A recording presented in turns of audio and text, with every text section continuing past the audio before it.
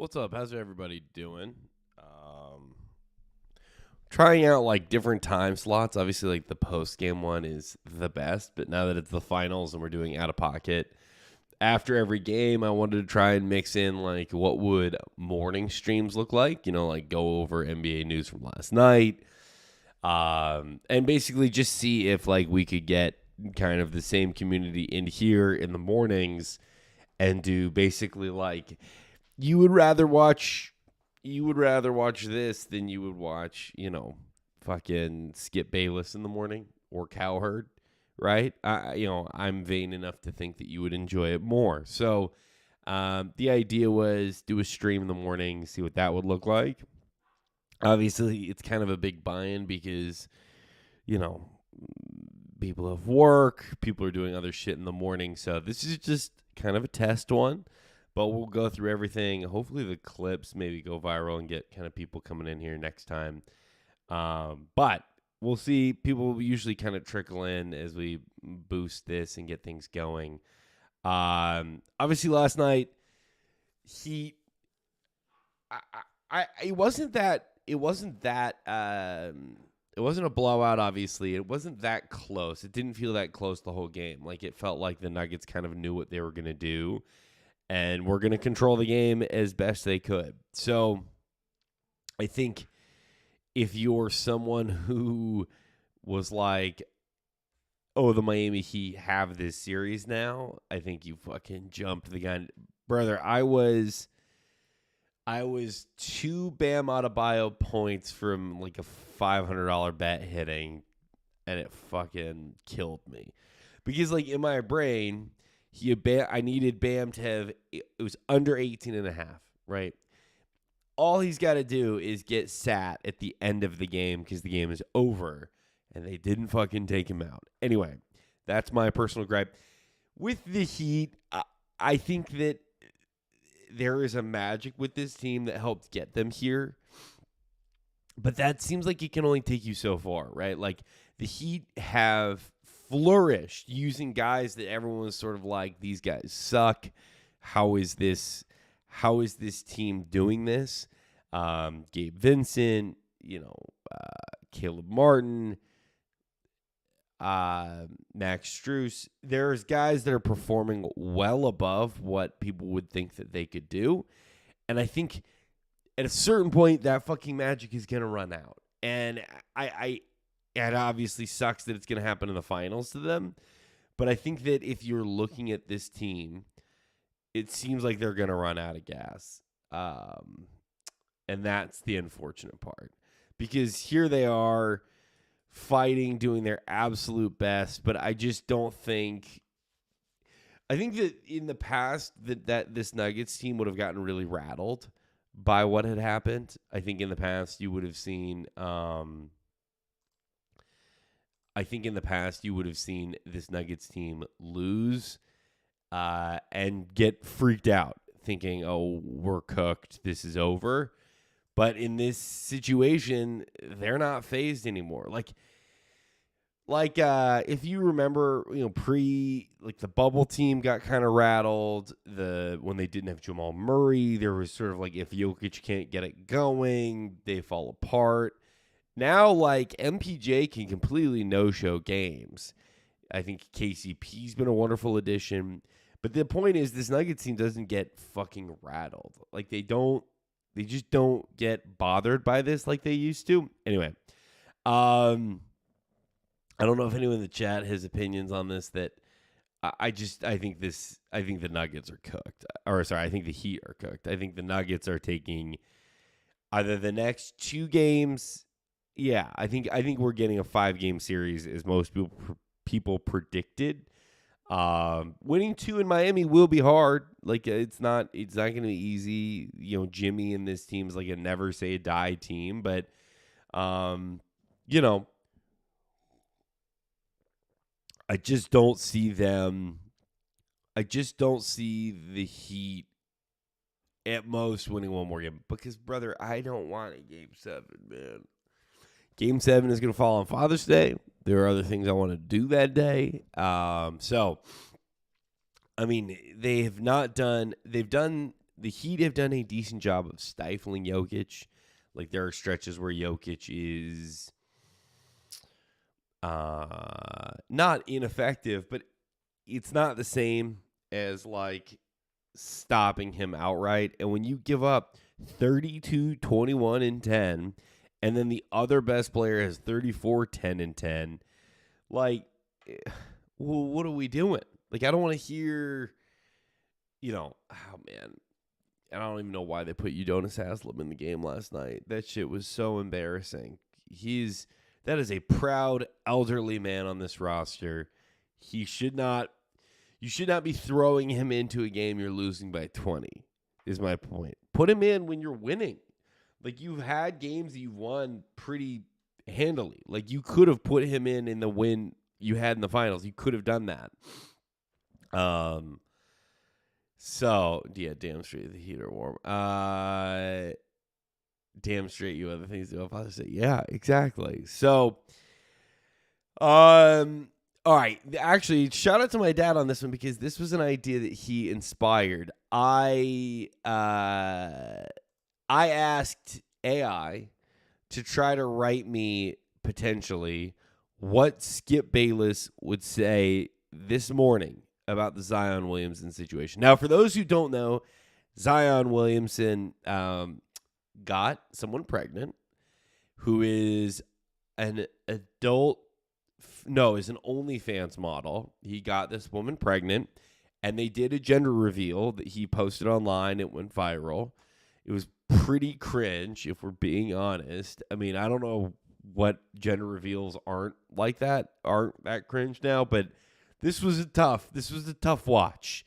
Anyway, they do the gender reveal. A day later, a woman that is a porn star jumps onto Twitter and starts airing out all of the dirty things that Zion and her have done, all of the broken promises that Zion has made. She obviously thought that she was the only one dating Zion, or that Zion didn't have a woman pregnant. And that they were together within the time frame of, okay, Zion, you could have told me that you got this girl pregnant. Anyway, I asked ChatGPT to write a script of what Skip Bayless might sound like on today's show talking about Zion. And I'm going to do my best to try to do an impression of him. He's not an easy impression because there's like a text, there's like a twang to the end of how he talks. But I'm going to do my best. Whoa. No, that's not it.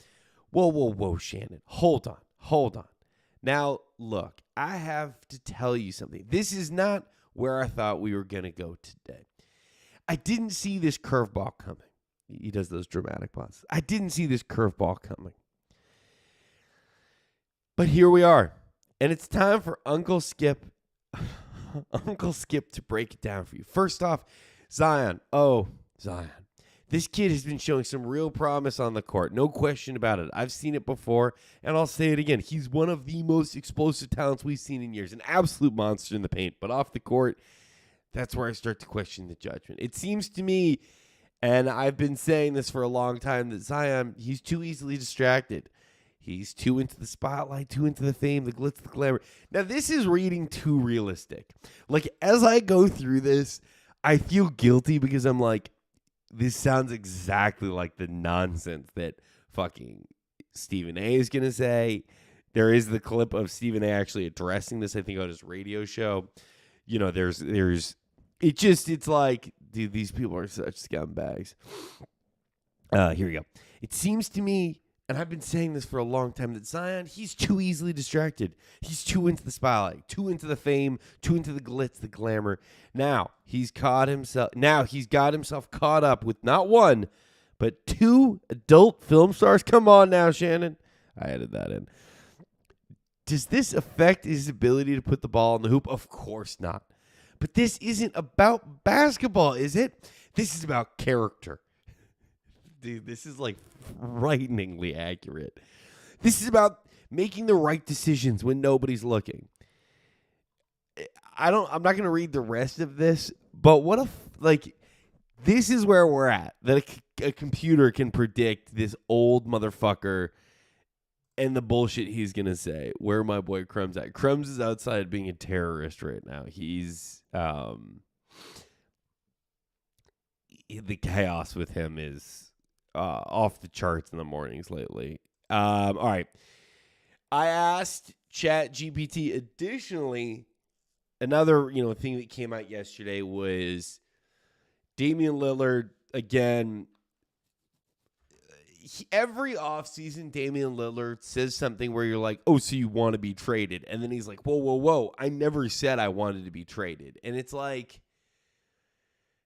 Dame, just run from the grind. You got your bag. You did all you could for these people in Portland. You've done all you could.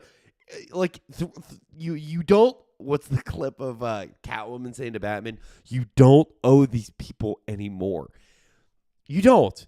You've done everything you could. You didn't bail. You didn't have to be traded.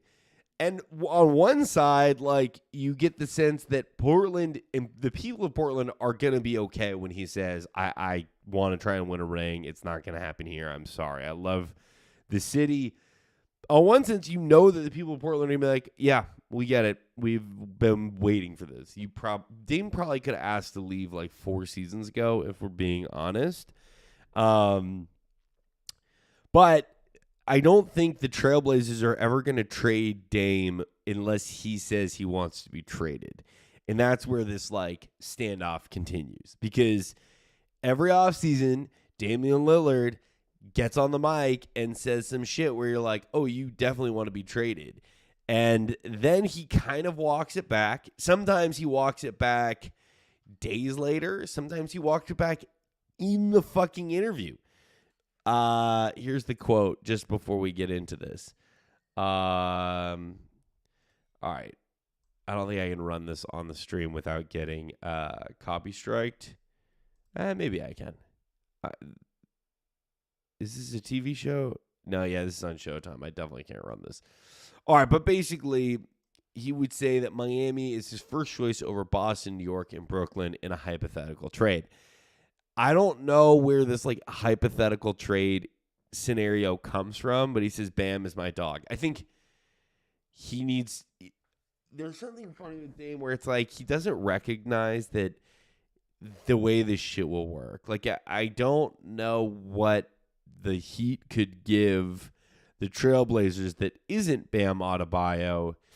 Like the Trailblazers do not fucking want Tyler Hero and that bench that's been good in this finals, but is not going to be good in Portland. Like, that bench is good because you have Bam, because you have Kyle Lowry, because you have, most importantly, Jimmy Butler. So, like, this idea that he could go to Miami is because Bam is his friend, it's like, if you want to go to Miami, Bam is probably the trade piece that needs to get sent to Portland to make that shit happen. RJ says Dame will be like Ray. Exactly. Like leaving, it's like Ray Baroque leaving the Boston Bruins. It'll hurt their fans, but they'll understand. Like they already understand. Anyway, I asked ChatGPT to put together trade scenarios for Damian Lillard. Unfortunately, in some senses, unfortunately for this video, but fortunately for us, ChatGPT is not able to go back and read the internet after like 2021. Neither can Bard. So everything that they send us is like not up to date, basically. So it can't give me active rosters, unfortunately, which sucks. But here you go. Damian Lillard to the Miami Heat. This trade would likely have to include young talent, such as Tyler Hero or Bam Adebayo, plus a veteran like Goran Dragic. Obviously, Goran isn't still on the team. ChatGPT can't figure that out. Now, again, I love Dame, and I think it's time for him to run from the grind. It's like every summer he does this shit where it's like, do you want to leave? And he's like, yeah, I'd like to leave, but And then he waffles on it or walks back the statement. And it's always just, it's just kind of embarrassing. It's like, I don't understand why you can't just say it's time to go. You've done everything you fucking can. All right, next trade. Damian Lillard to the Knicks. A trade to the Knicks would likely need to include R.J. Barrett or Julius Randle, plus additional assets such as Obi Toppin, and several first-round draft picks. Kevin Knox is obviously gone. I also don't think there is any trade value for Kevin Knox. So, I mean, the Knicks trade, if you're a Knicks fan, I think the hard thing about wanting to get Damian Lillard when you just got Jalen Brunson is like, why you're going to go that small? Like, how do those two dudes play off of each other? I don't think that fucking works. So, at least from the standpoint of like the Knicks, like starting lineup, I think that they would be so small and just get fucking rinsed making this trade. I know Knicks fans want. I don't even think Knicks fans want Damian Lillard anymore. Like, I think they're okay with the way things are set up. I think that if there was some trade where they could upgrade Jalen Brunson to Damian Lillard, I think they would probably do it. I don't know. Text a friend from New York and fucking ask them. Also, make sure that they're okay because that city is like, the air is very bad right now. Let's see. A whole new meeting to Dame time. Damn, the Nets would be bad. Dame to the Nets wouldn't be bad. Neither one is a great defender either. Yeah, I agree. So I think that they're going to get cooked. Damian Lillard to the 76ers. Any trade with the 76ers would likely center around Ben Simmons, who is not on the team anymore. I don't hate Dame on the Sixers. I just think that, like, you had Harden and it didn't work. So are you going to trade Maxey and picks to get Damian Lillard to give Damian Lillard and Embiid to run at this? Like, I think you're sort of doing a lot of work to end up in the exact same place. I think that's a very good team, but I don't think that Dame on the Sixers is necessarily a title-winning team. It's like some of these guys that want to get traded are so stuck because they're so valuable that whatever a team has to give up to get them sort of scuffs that team and makes it impossible for them to win a title. Let's look at what the Nets trade would be, because I was shitting on this last night because I don't think Dame to the Nets is good. Okay, here you go. This is from Hoops Hype, who's a pretty good website. These are potential landing locations for Damian Lillard and the trades that would come with it. Okay, the Miami Heat. The significant piece of their offer would include Tyler Hero, assuming the goal is to unite Lillard with Jimmy Butler and Bam Adebayo. I mean, okay, if the Heat were able to pull off a trade where they keep Jimmy and they keep Bam, I think they're instantly favorites to win the title. If they have Dame, Jimmy, Bam, that's a very good fucking team. You can kind of let Jimmy sit back and just do defense and cook whenever he wants. Dame will assume a ton of the scoring load. The shooting from Dame helps spread the floor. Dame with Bam and pick and rolls is awesome. They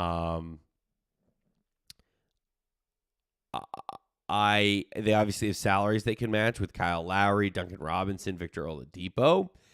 So the Heat, I mean, there's probably a good chance that could happen. I mean, if the Heat lose this in this finals, I think it's time that the Heat they got to shuffle the deck a little bit. They're not far off. I just think that this run that they've had is improbable to recreate next year. It's impressive to me that the Heat managed to go back. They didn't panic and blow the roster up after losing in the finals to the Lakers. You know, they basically were like, fuck it, we'll just run it back. Like, I think that's very admirable, like that they didn't blow it all the way the fuck up. Okay.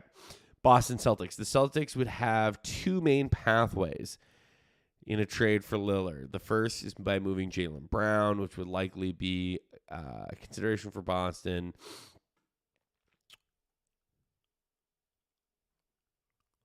I mean, Jaylen Brown in Portland, Jaylen Brown, Anthony Simons, Shaden Sharp, kind of an intriguing core. And then they have this pick for this year. Like, the hard part for the Blazers is if they had a shot at Scoot, they really can sort of sit there and they have so many different paths to look at because you could flip that number 2 pick for either maybe a star player or you flip Dame, bring in a star player, and suddenly you have a younger player. Sorry, if you flip Dame for like a younger up-and-coming player or more picks, you've now got a viable rebuild. Right now, the Blazers are sort of stuck in the middle. Like, with this third pick, you're probably not getting that much. They have already said Shaden Sharp is not on the table. I think that they would trade Anthony Simons the right deal. I just don't know who's going to make an offer for number 3, who's probably going to be Brandon Miller and Anthony Simons. That's going to basically be like, yeah, here's the piece that Dame needs to go win a title. Like, again, it feels like the Blazers would have to do a lot of movement to end up in basically the same place, give or take maybe 7 wins, 5 wins. 7 wins is a lot.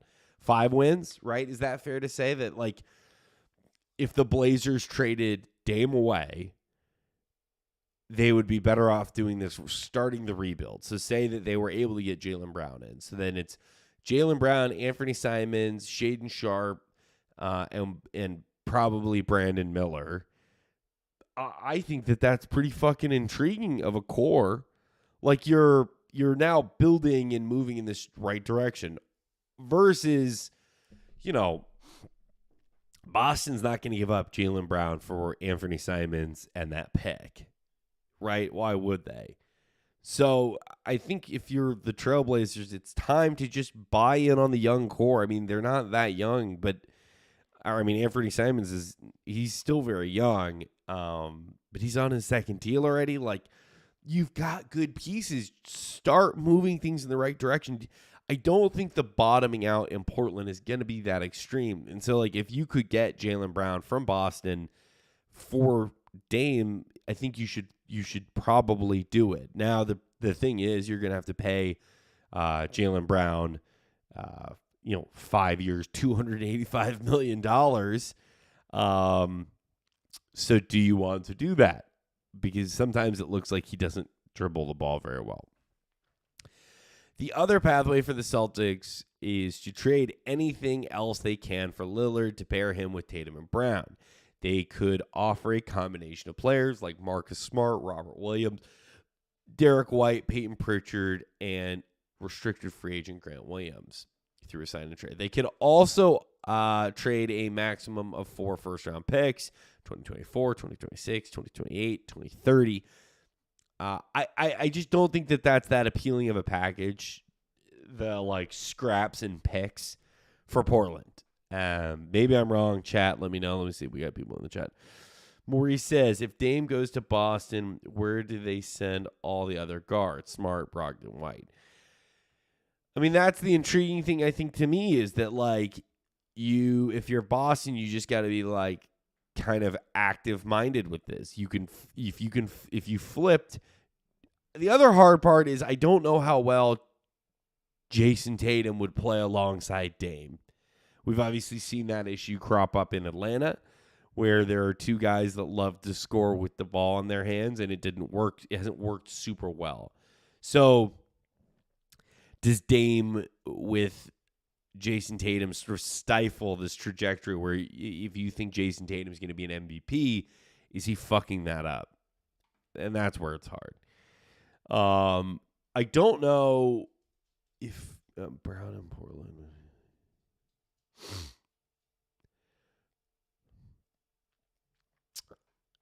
I don't think it's that bad of a situation. Brown in Portland would be like T-Mac in Orlando. I mean, anytime a star goes to Orlando, it is rough. Like, I truly feel for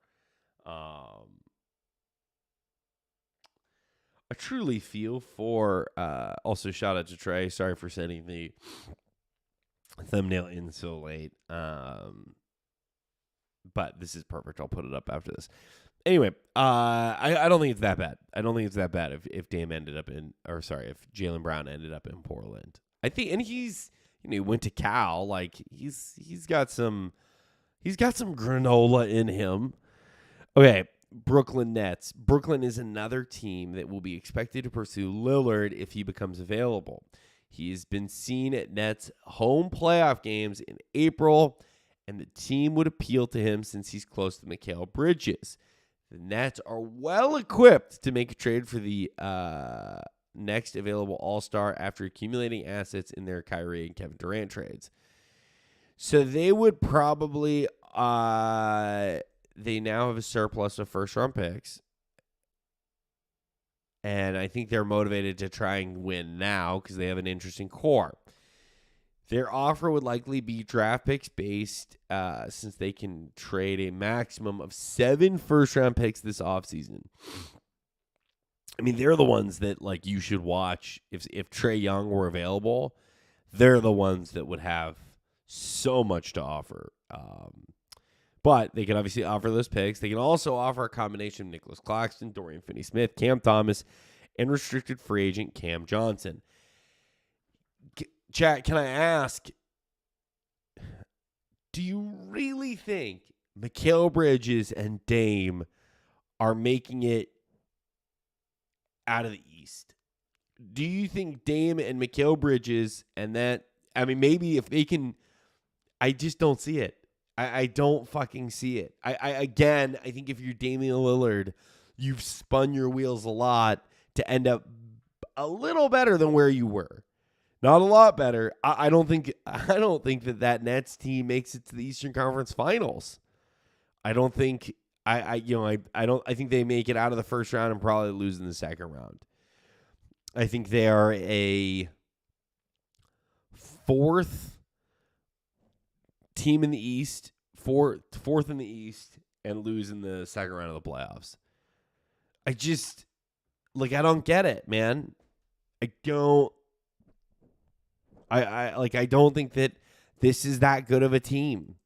I think if you're the Nets, you have 7 picks and you could do a lot with that shit.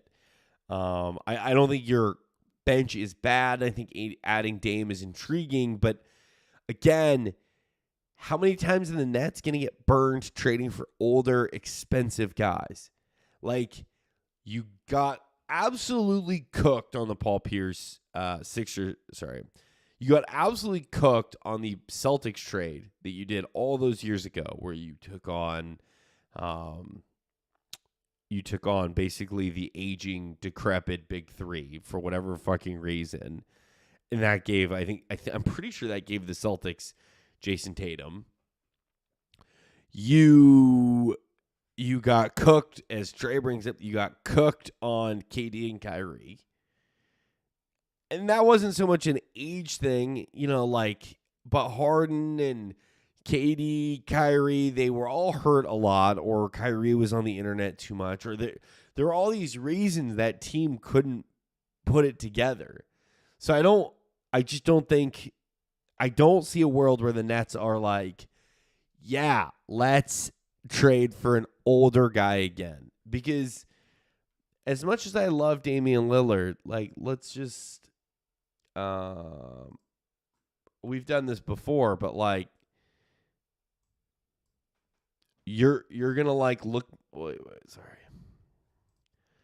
you're going to look at me and tell me that this is something you're really eager to get on board for. So the new, where is it? His new option. There you go. So next season, you're going to pay him $45 million, which is great. He's still an all-star, but he's 33 years old. Then you're going to pay him $48 million and he's 34 years old. And then we get down here, and these are the ones that he is already opted in for. $58 million at age 35.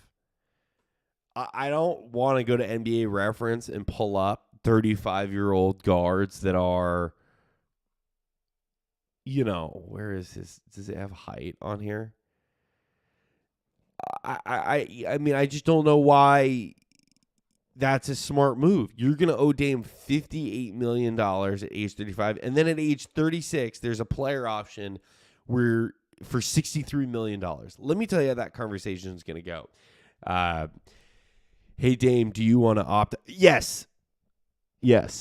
Like, there is no world he's not opting in to $63 million at age 36. I mean, why would he? Why would he opt out? The whole reason he's stuck in Portland was to get that fucking deal, right? That was the whole thing. He can get the absolute max extension if he stays in Portland as long as he can. So he didn't want to leave. And he didn't leave, and he got rewarded. And now he's not going to opt out of $63 million.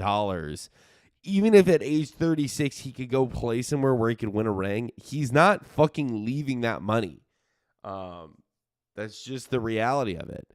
So, all right, here we go. What else do we have? He's not going to win a ring, and I think he's okay with it. That's fair. Maybe now, since the East got a bit weaker with KD, Kyrie leaving, but no. He got the bag. I mean, to Trey's point, he got the bag. But I think if you're one of these teams that's like you're building in the right direction, which I think the Nets are, is Damian Lillard. I mean, I get it. Stars are not available always. But, like, if you're looking, are you going to go sign Damian Lillard where you're going to have to pay him $60 million at age 36? Or would you rather go sign or go trade for Trae Young? Like, I think that's the reality of if you're the Nets.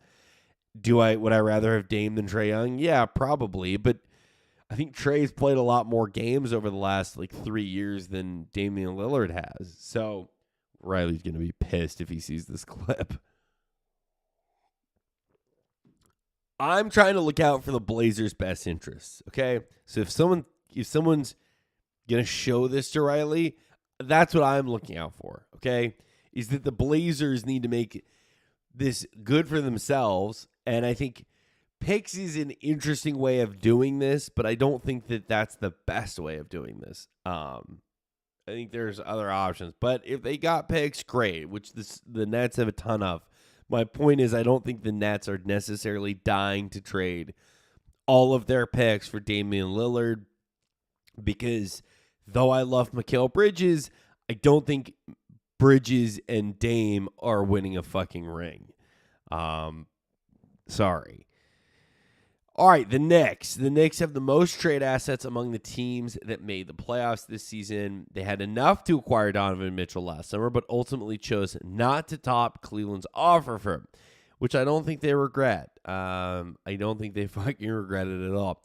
They can trade up to 8 first-round picks this offseason, as well as a combination of players like R.J. Barrett, Emmanuel Quickley, Quentin Grimes, and Obi Toppin.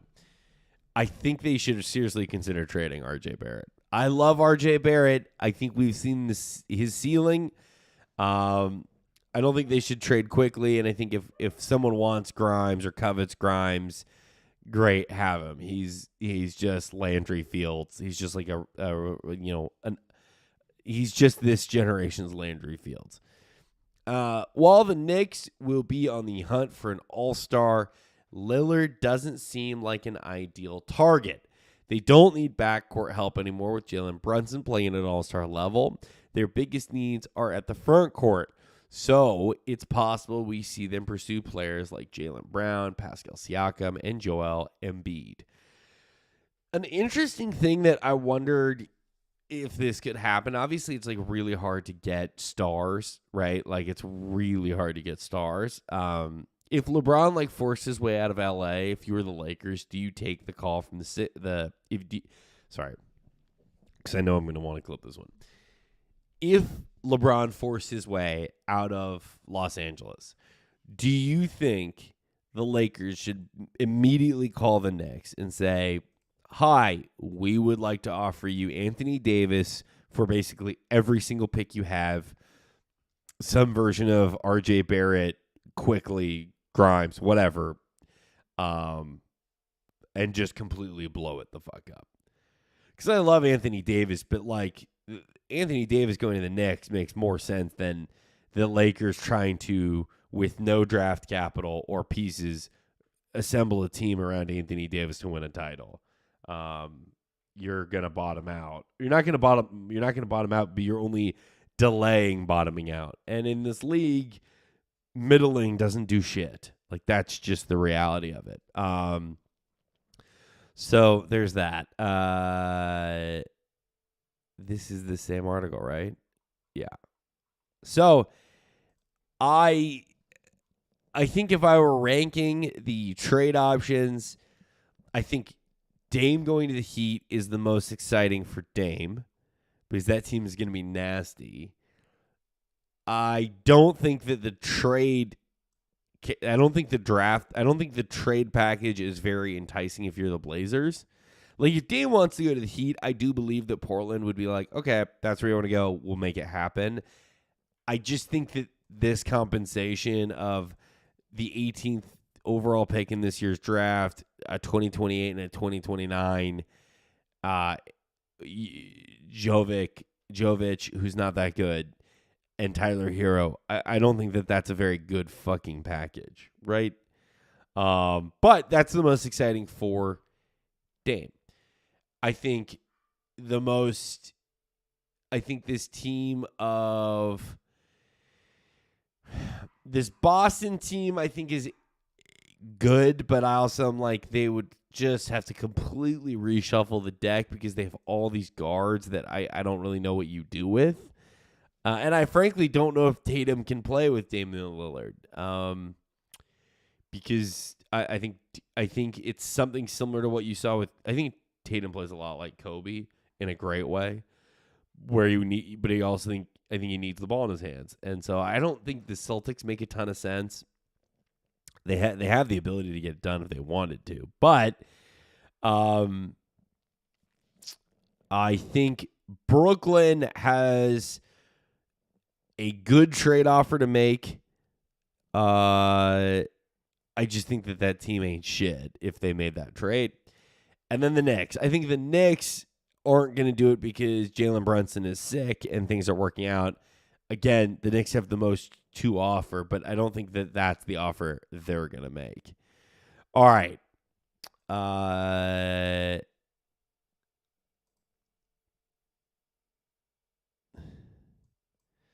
Sorry, closing some of the tabs. We're moving here. Yeah, this is about LeBron leaving. We know that's not going to happen. I had pulled up Reddit to see if there's anything good on here. Kind of a thin day, news-wise. Which is sort of been the shame with this finals. Because, like, when the games aren't going, boy, does this series seem fucking dry. Yeah, I don't think there was too much on here. All right, we can talk about this. Chris Paul. I see someone, Trey mentioned Chris Paul, so we'll just jump into this really quick. Phoenix Suns ownership and executives had a series of conversations with Chris Paul and his representatives on the All-Star guard's future with the franchise Wednesday, including the possibility that he could be waived by the NBA's June 28th guaranteed date on his contract. Brother, I'm not touching Shaq and Brittany Renner. Sources told ESPN. So Haynes may have jumped the gun a little bit. I love Chris Haynes. He's, if I said he's a friend, that would probably be generous. Like, I've met him a handful of times. He's friendly and, like, kind of does the, like he remembers my face but doesn't remember the name. And I get it. He has to know a lot more important people than me.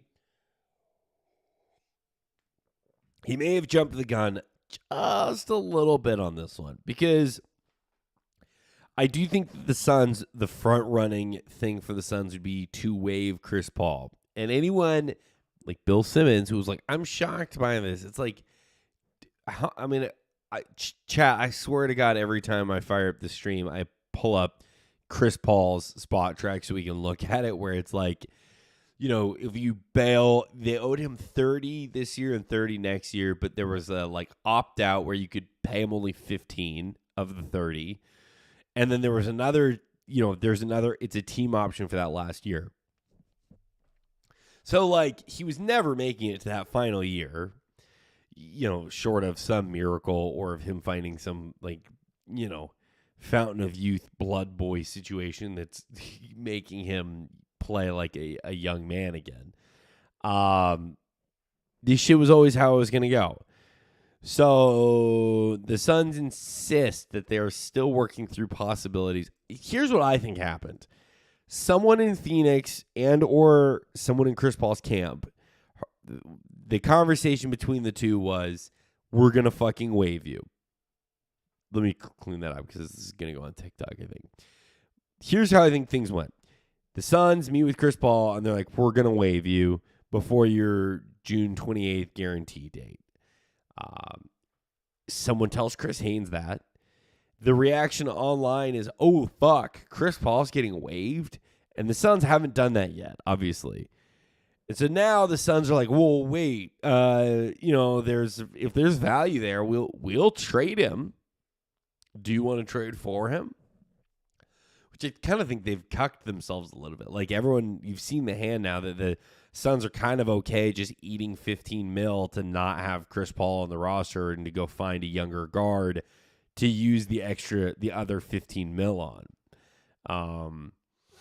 I'm not sure how the salary cap hit works on that because only $15 million of his $30 million for the 2023-2024 season is guaranteed if he's waived, unless the Suns keep The expectation is that the Suns would stretch and waive that guaranteed portion of Paul's salary next season, $3.6 per season for the next 5 seasons. Okay, so by not having by waiving Chris Paul, the salary cap hit goes from $30 million to $3 million. You tell me if that's surprising that they were going to do that. I think the idea that like they're done with Chris Paul is harsh, but 15 mil or saving 15 mil and your sunk cost is already 15 mil and you can stretch that over 5 years. Who cares? Like you need a guard that's going to be healthy in the playoffs. That's literally why the Suns don't have a ring right now, is because of Chris Paul. Not because he's bad, but just because he's hurt. And so, you now have $27 million to try and go find a guard. Like, they're going to go look at Fred VanVleet. They're going to go look at, I don't think they don't have the salary cap space to try to go get Trae Young, nor do they have the assets. But there are guards out there that are better than Chris Paul.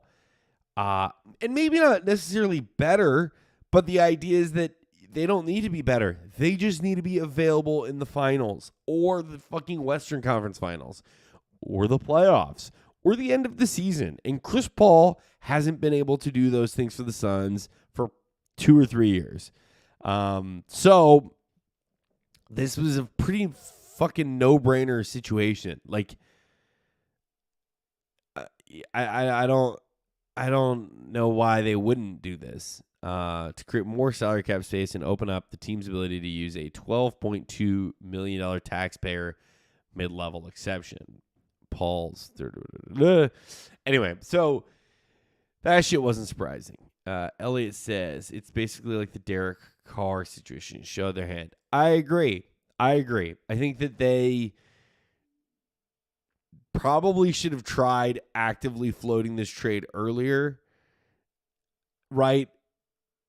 Thank you. Like overstuffed new.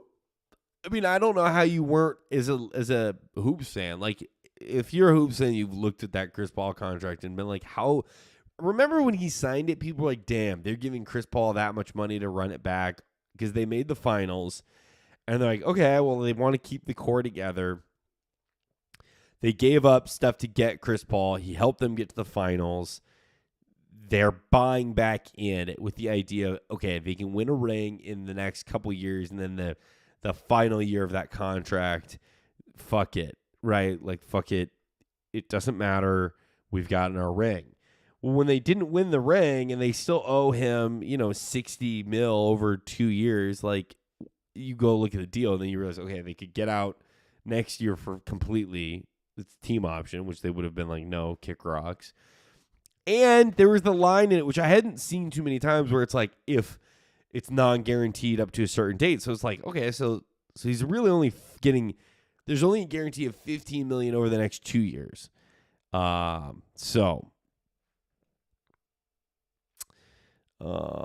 best ability is availability. Exactly. Chris Paul on the Bucks is the best place for him. They can still win even if he gets hurt. Chuck is right. Chuck is for sure right. I hadn't thought about the Bucks yet. Bucks are the best option for CP3. I will put my head through the fucking wall if LeBron forces Pelinka to go try to get Chris Paul. Now the question for Chris Paul is, and this is the hard part, because Chris Paul loves winning. I think he could get more money if he went somewhere not great. But I think it's for him, if he wants to win a ring, this is where you get into the, like, you do the Boogie Cousins or the I'm trying to think of another guy or like what DJ is doing, DeAndre Jordan. Like, you go sign with a team that you're not going to have to play that much for and contend. I think he'll play. I think CP3 will play obviously more than DeAndre Jordan. But, like, whatever the Bucks offer you, take it. Don't come to the Lakers. Don't go back to the Clippers. Chuck, do you think the Clippers, he would ever even entertain going back to the Clippers? So many views. Do you do an episode of Hard Drive the day after the Buckets each time? No, I'm trying to figure out a good cadence to do this. And what I hope to do is do these kind of like every morning, like at 9 or 10 a.m., wake up each morning and do, just like wake up each morning, do like an hour or so on the news and clip off some good stuff. So the Suns getting D'Lo. Not bad. I mean, they need a guy who can pass because they don't need someone who can score, right? Like, that's the first priority. Would you rather have D'Lo or Fred VanVleet? I think that's something you have to ask yourself. Fuck, what was the website we were just looking at for the Nets? They had a good article. All right, Hoops Hype has guards. Was it guards? All right, these are the available free agent guards for this class. Shooting guard, small forward. Okay, yeah. Wait, is this? Yeah, point guards. Okay. James Harden is the number one. He's got a player option. I don't think he's going to leave Philly. I think that okay, here you go. Hey, Chris is a really good locker room guy from this. He is a good leader. I just think that hell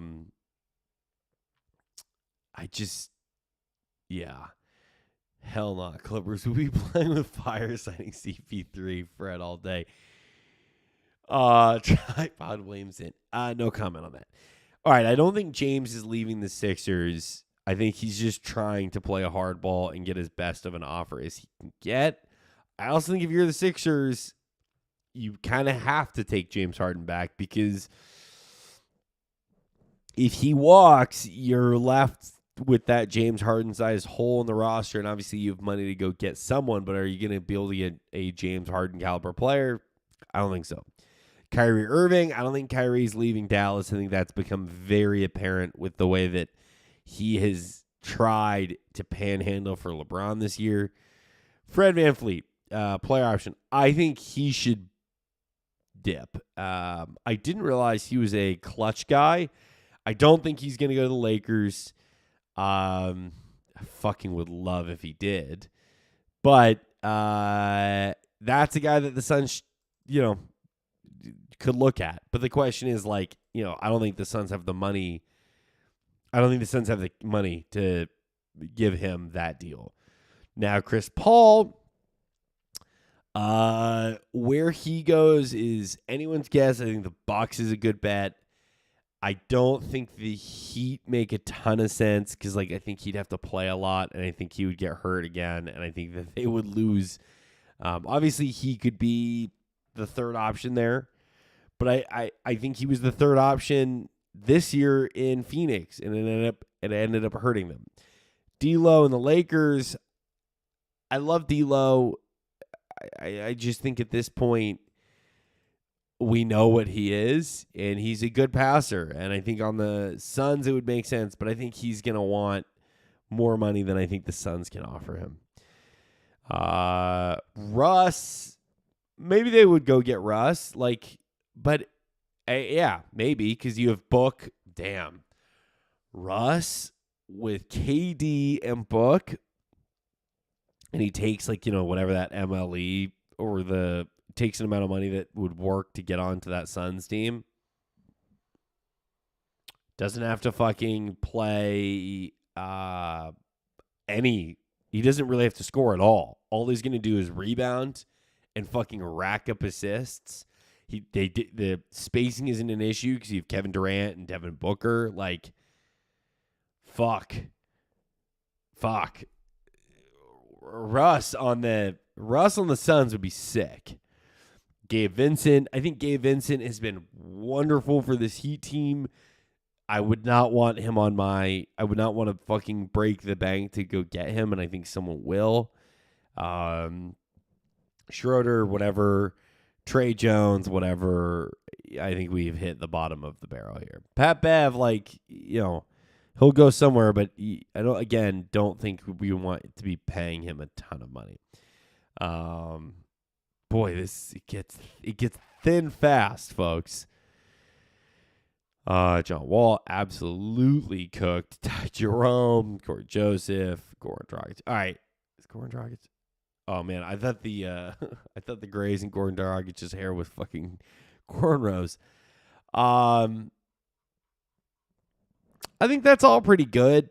As far as my guesses on where guys are gonna go. All right. I guess we could just look at top free agents in general. Harden, Kyrie, load you fuck. Uh-oh. There we go.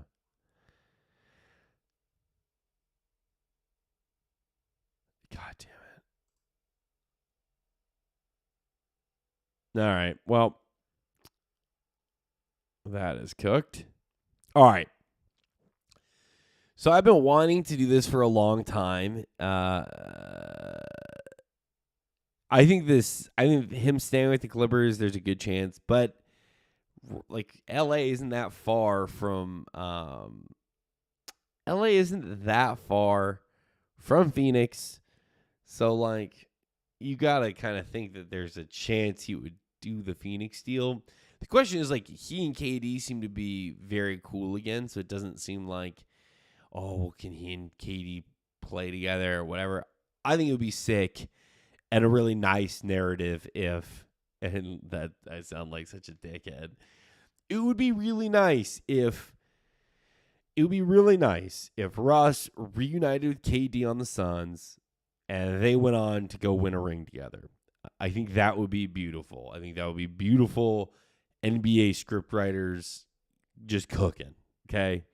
I think everyone would be that makes the Suns a very likable team. Obviously, there's a lot of people that hate Russ, but Russ on the Suns, give me that all day. Okay, so I had this thought a while ago. Derrick Rose obviously got injured, and it kind of fucked up his career. And someone on ESPN tried to blame the Adidas shoes that he wore. He obviously signed his big extension, voted an all-star, game one of the playoffs, injured his knee. Okay. Injured his knee trying to jump, tore his ACL, was never quite the same guy again, sat out the whole next year, returned, tears the meniscus. Now, as someone who's like fucked up his knee quite a few, 2 different ways, I think blaming the shoe is not fair. So this website called Kickstats exists. And I was curious because I believe these were the shoes that he was wearing when he tore it. I was like curious just to see like injury tendencies of guys that are wearing his shoes. Are guys getting hurt a lot wearing those shoes? And one, I thought it was shocking that like Jalen Green, Dallin Terry, these guys were wearing them.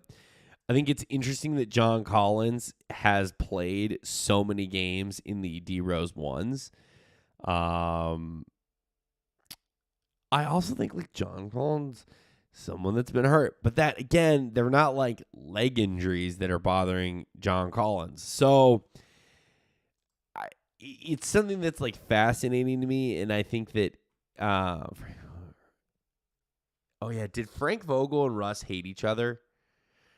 Adam, I'm trying to remember because I know that was not like a happy marriage, Frank Vogel and Russ.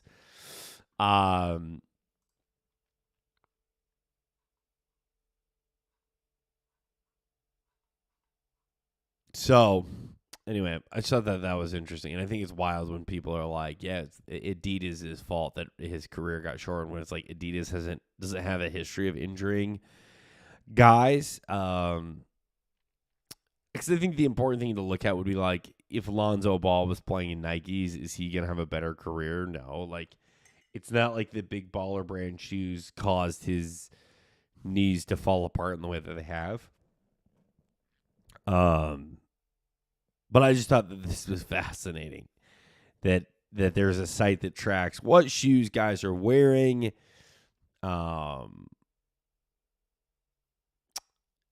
And yeah, I just think it's very funny. And also kind of crazy that so many people are wearing the LeBrons. Obviously, Kobe 6 is one of the most beloved shoes of all time. Okay, here we go. They won't be breaking bread anytime soon. I don't know. It'll be interesting to see around too, though. I think that maybe will tell you all you need to know about Frank Vogel going to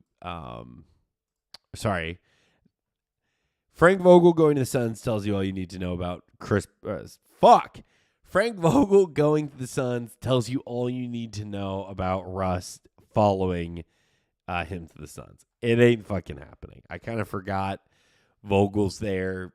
He and Russ don't really fucking like each other. Obviously, Russ was sort of like, I don't know why I'm on the bench. I don't know what I need to do. I also think Frank Vogel probably is like, why would I do that again? Why would I buy in and want to put up with? I don't think Russ is a bad guy. I just think that there is sometimes like a lot to deal with him, and I think that can be hard. I think that he's not the easiest guy to coach because he is so fucking good. He knows he's so good, and you're sort of like, okay, if he's not got it going shooting-wise, you have to figure out how to deal with that. Now, whether Frank Vogel can kind of throw blame onto LeBron and be like, well, the reason nothing was working was because LeBron,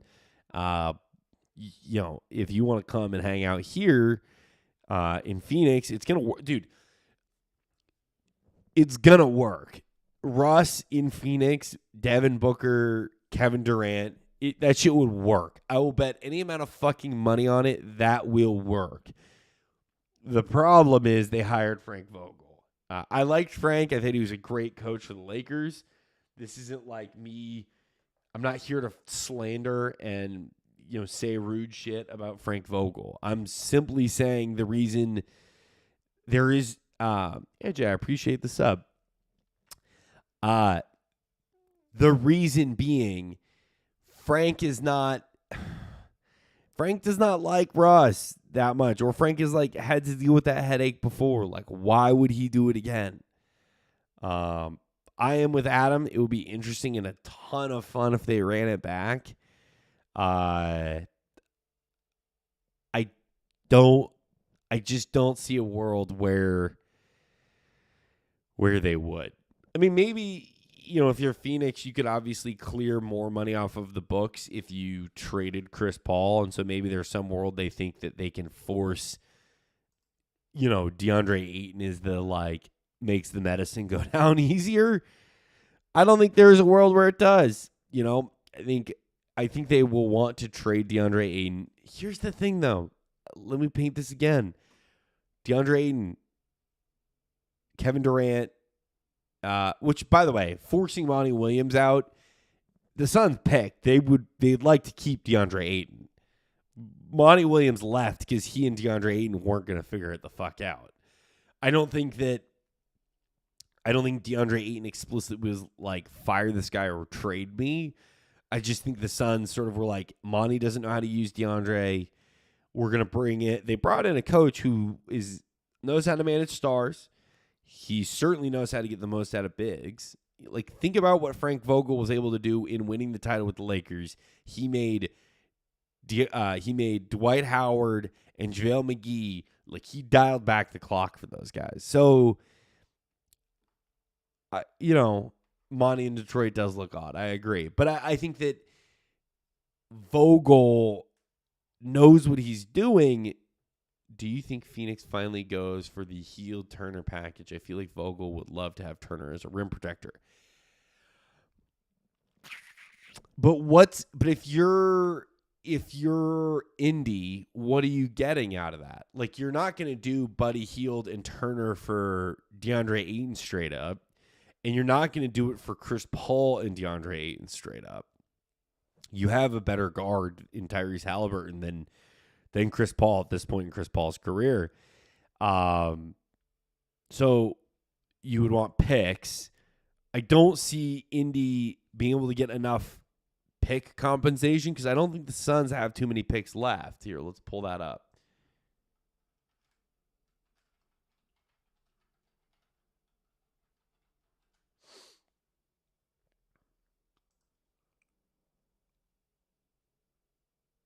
Am I wrong? I thought they... Oh, okay. Wow. I am wrong. They still have more picks to trade. So Phoenix has their 2024 pick, and they have a 2026 pick that they could trade. But then they have no first-round pick from 2023 until 20... Fuck. If the Suns traded either of these two first-round picks, the 26 or the 24, the Suns would not... Here, I'll pull this over so you guys can see it. All right, here you go.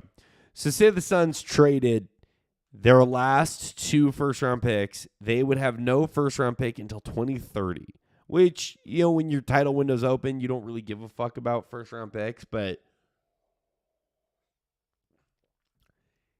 Kevin Durant is getting older. I don't think you're going to get more than one or two first-round picks back. Taza, welcome. Appreciate you jumping in. We've gone through a few things. You missed me doing a dramatic reading. I asked AI to come up with what Skip Bayless would say about Zion Williamson. We talked a bit about Dame getting traded, and now we're talking about the Suns, and if the Suns would ever consider signing Russ to reunite Russ and KD, but the hard part is Frank Vogel's there. So that's where we're at right now. So anyway, the Suns could offer a 24 first, DeAndre Ayton, and I guess Chris Paul for Turner and Hield. which would be sick. I mean, that Suns team would be so fucking good. I think the Suns are better off doing whatever they're doing, trying to get Fred VanVleet. They may not have the money to get him, to be honest. He may go for more than that. The 26th draft pick is the one that people are going to covet, though, because I think KD can leave. I think Booker's deal is somewhat up right around there. So if the Suns were going to have to like go through a rebuild, that's the pick that you're like angling for. So maybe that's the one. But also, like, I don't really know who runs point for the Suns if they pull off that trade. It's all to say I don't think that Russ is probably going to go to the Suns, sadly, because Frank Vogel doesn't fucking like him. And Russ doesn't fucking like Frank Vogel. The classic Russ. Do you think Phoenix? Blah, blah, blah. Also, what he got out of Roy Hibbert. Exactly. Frank Vogel knows how to squeeze every bit of talent out of a big man. Let me rephrase that. Frank Vogel knows how to get every drop of talent from centers. Okay? So, can he do that with DeAndre Ayton? I think so. And I think that that's why he was a very intriguing signing for the Suns. Like, I think that makes sense. I think that within the Suns organization, they believe in DeAndre Ayton. I think that Matt Ishbia got a look at him over the last few months, and this is an endorsement of that. I think Stepien rule prevents 2024 and 2026. Ooh, what's that, Adam? That would make sense why those are still there. Like, you can't have no picks. That would probably make sense.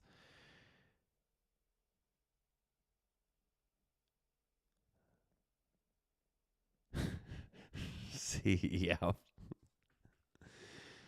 I think Russ will provide more value than CP in his last year for sure. Yeah, I mean, Russ, like looking at the way that offense could run, if they have Russ, Durant, Booker, DeAndre Ayton, I don't even know who the last guy is in that lineup. It doesn't fucking matter. You got two shooters. Russ doesn't have to score at all. All he's going to do is DeAndre Ayton comes up and sets the screen.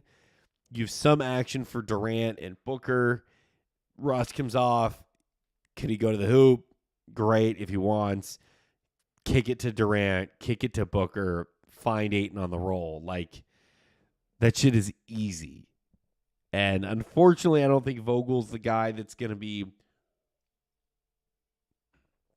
necessarily saying, like, please, let's go get Russ. So, yeah, Stepien is you can't miss a first-round pick 2 consecutive years. Big thing people care about in Dynasty Fantasy Basketball. Huh.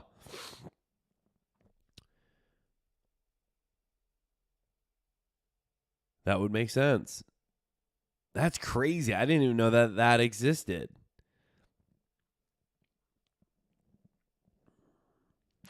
So, all right, there's that. I had pulled this up. I pulled this up because I thought it was Hassan Whiteside when I was bleary-eyed putting everything together earlier this morning. Who cares? I mean, I hope he's okay. I don't think it matters. We went through this. So now Bard, I asked them, this is the offer that AI thinks that these are the offers that AI thinks would come in for Damian Lillard. Okay. He would offer a number of players, young players and draft picks. They could also offer some combination of Tyler Hero, Bam Adebayo, Duncan Robinson, and multiple first-round picks. I think the hard part for them is Dame wants Bam, and I think that is absolutely why I think that's going to be one of the hard things is the Blazers finding the right value for Dame when there's other teams that could offer more. But I think at the end of the day, the Blazers are going to be like, wherever you want to go, we will send you. And if he and Bam are really close, I think that there's a good chance that happens. Yep, 2K taught me that. That's hilarious. The lie you are selling people involves Russ suddenly not being a turnover machine. True. So maybe Van Fleet is the play. I mean, maybe that's who they should go get. But if you look at, we just had the list of guards that the Suns could go get, and it's not great. Because Harden's probably not going to leave where he is. Kyrie's not going to leave where he is. CP's on their list, number 3. Then D'Lo. So, if you're the Suns, would you rather have D'Lo?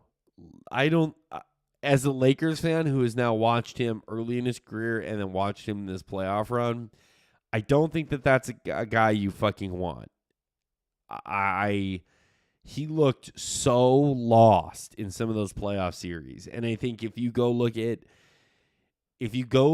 D'Lo's stats or game logs from other past playoff series, it's all like that, where you get maybe a 20-point or 30-point game. Say you get 25 from him, 22 from him. The next game you're getting 8. It's just always kind of been like that. I think that for D'Lo, and the way that teams can scheme him, it's hard for him to play well night after night after night after night. Anyway, the Knicks have been rumored to be interested in Damian Lillard for a while now. They could offer young players, RJ Barrett, Julius Randle.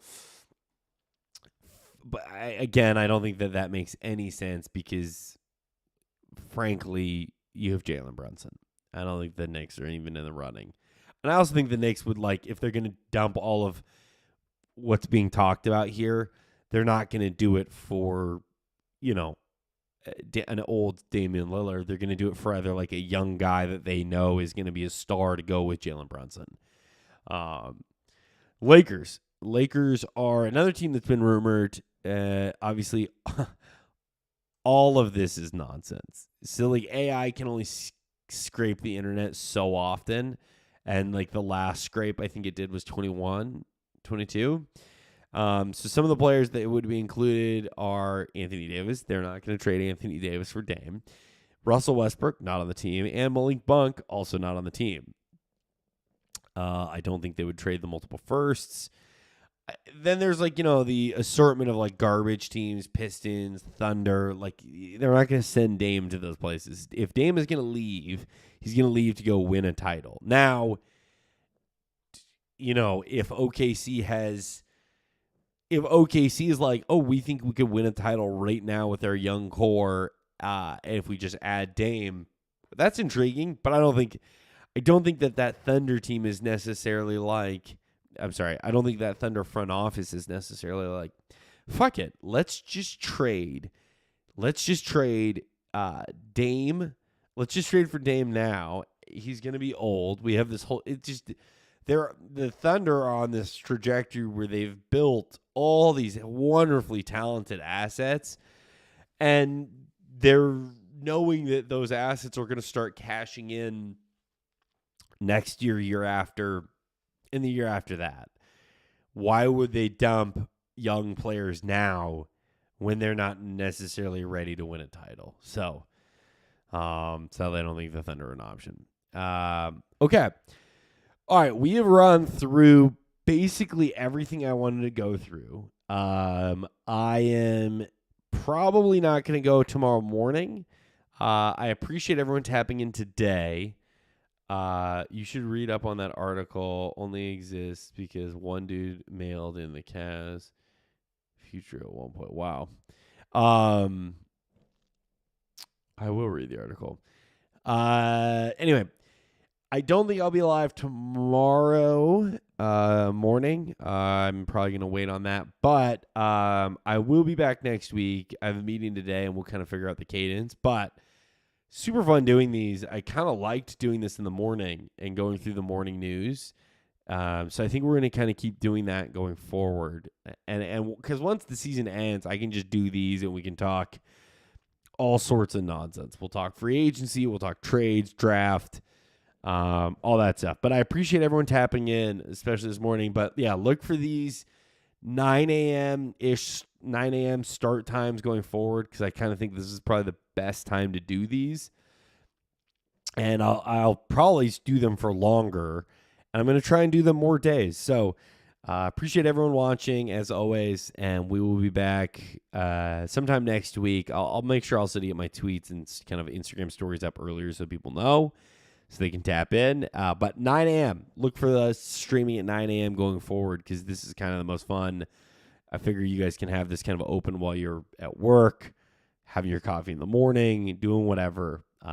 Just have it in the background. It's better than listening to Stephen A, Skip, whatever. So, Tazes, I appreciate it. I appreciate everyone in here. We will be back next week. Thanks, everybody. Have a great rest of your day. Have a great weekend. And Game 4 on Friday will be live Friday night, so tap in for that. Later, everybody.